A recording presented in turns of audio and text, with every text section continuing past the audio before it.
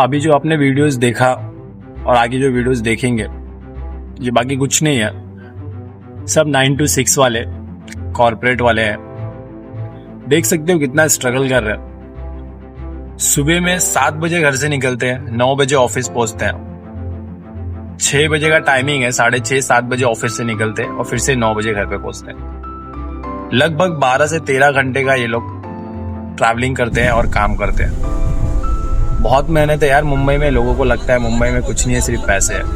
आ जाओ मुंबई, आपको पता चलेगा यार। गांव में सुखी हो वहीं पे रहो। यहाँ पे आओगे सिर्फ घर पे आप 7 या 8 घंटा रह पाएंगे, उससे ज़्यादा घर पे नहीं रह पाएंगे। 7 और 8 घंटे में आपको 5 या 6 घंटा सोना पड़ेगा, 1 से 1.5 घंटा आपको घर पे मिलेगा। बाकी इधर कुछ नहीं है मुंबई में। गाँव में रहो, ग्रीनरी में रहो, अच्छा खाओ, अच्छा हवा लो, मस्त मज़े करो यार।